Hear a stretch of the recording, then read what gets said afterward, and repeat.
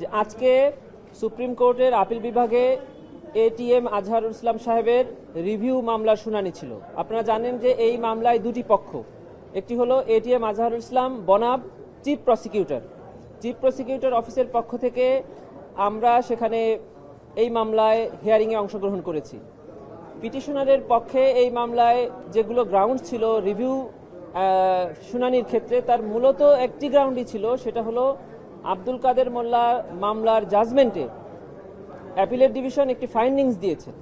সেটি হলো যে এই ইন্টারন্যাশনাল ক্রাইমস ট্রাইব্যুনাল অ্যাক্ট 1973 এর অধীনে গঠিত যে আন্তর্জাতিক অপরাধ ট্রাইব্যুনাল, সেখানে আন্তর্জাতিক আইনের যে ডেফিনেশন এবং যে প্রসিডিউর সেগুলো অ্যাপ্লিকেবল হবে না, এবং তারপর থেকে 2024 সাল পর্যন্ত ট্রাইব্যুনালে যত বিচার হয়েছে সেগুলো ওই জাজমেন্টের আলোকেই এই বিচারগুলো হয়েছে।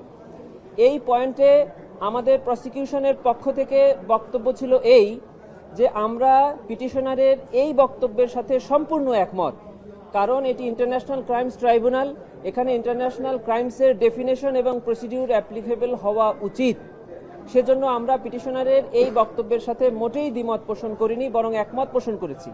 তার প্রমাণ হিসাবে আমরা অ্যাপিলেট ডিভিশনে এটা সাবমিট করেছি যে বর্তমান সরকার ট্রাইব্যুনালে ইন্টারন্যাশনাল ক্রাইমসের এবং ইন্টারন্যাশনাল প্রসিডিউর, ইন্টারন্যাশনাল কোর্টসের ডেফিনেশন অ্যাপ্লিকেবল করেছে এই মর্মে স্বীকৃতি দিয়ে ইতোমধ্যে আন্তর্জাতিক অপরাধ ট্রাইব্যুনাল আইন 1973 সংশোধন করে এই ডেফিনেশনের মধ্যে সিস্টেম্যাটিক অ্যান্ড ওয়াইড স্প্রেড শব্দ দুটি ইনসার্ট করেছে। শুধু তাই নয়, আরও একটি জিনিস ইনসার্ট করেছে, সেটি হলো রোম স্ট্যাটিউট এই ট্রাইব্যুনালের ডেফিনেশনের ক্ষেত্রে অ্যাপ্লিকেবল হবে। এটি ট্রাইব্যুনালের 2024 সালের সংশোধনীতে এটি ইনসার্ট হয়েছে এই আইনে। অতএব আমরা পিটিশনারের এই পয়েন্টে কোনো দ্বিমত পোষণ করিনি। অ্যাপিলেট ডিভিশনের মাননীয় প্রধান বিচারপতি আমাদেরকে এই বিষয়ে যে প্রশ্ন করেছিলেন, আমরা বলেছি যে আমরা অ্যাপিলেট ডিভিশনে এসেছি two assist the court and for the establishment of ins of justice. ন্যায় বিচারের স্বার্থে আমরা মাননীয় অ্যাপিলেট ডিভিশনকে অ্যাসিস্ট করতে আসছি, কারো বিরুদ্ধে আসিনি, কোনো দণ্ড কার্যকর করতে আসিনি বা কাউকে খালাস প্রদানের জন্য আসিনি। আমরা এসেছি ন্যায় বিচার প্রতিষ্ঠার জন্য, অ্যাপিলেট ডিভিশনকে অ্যাসিস্ট করার জন্য। এটি ছিল আমাদের সাবমিশন। শুধু একটি পয়েন্টে আমরা দ্বিমত পোষণ করেছি, সেটি হলো পিটিশনারের সাবমিশন ছিল যে কোনো লিভ গ্র্যান্ট না করে অ্যাপিলটা সরাসরি হিয়ারিং করা হোক। প্রসিকিউশন থেকে আমরা বলেছি যে আমাদের এই বাংলাদেশের কাস্টমস হলো যে কোনো রিভিউ পিটিশন বা অ্যাপিল লিভ গ্র্যান্ট করেই এটা ফাইনালি হিয়ারিং হওয়া উচিত। আমরা এই কাস্টমসটাকে ফলো করার পক্ষে ছিলাম, যদিও এটা inherent power of the appellate division, ওনাদের উপরে আমরা ছেড়ে দিয়েছিলাম। অ্যাপিলেট ডিভিশন এই ইনহেরেন্ট পাওয়ার ব্যবহার করে এবং আইনের পর্যালোচনা করে আমাদের দেশে যে কাস্টমস আছে যে লিভ গ্র্যান্ট করে তারপর শুনানি করা, ওনারা সেই লিভ গ্র্যান্ট করেছেন এবং আগামী 22 এপ্রিল 2025 তারিখে রিভিউ পিটিশনটা হিয়ারিংয়ের জন্য দিন ধার্য করেছেন। আগামী 22 এপ্রিল 2025 তারিখ আপিল শুনানির জন্য দিন ধার্য করেছেন।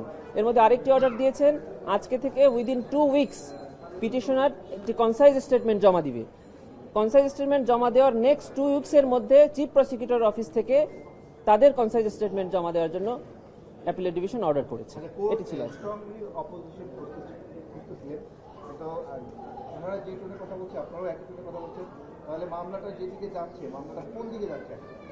যাচ্ছে না। আমরা স্পেসিফিক্যালি বলেছি যে পিটিশনারের সাবমিশন ছিল একটি, মানে বেসিকলি একটি, সেটি হলো যে ইন্টারন্যাশনাল ল অ্যাপ্লিকেবল হবে না, এটি ছিল অ্যাপিলেট ডিভিশনের জাজমেন্ট।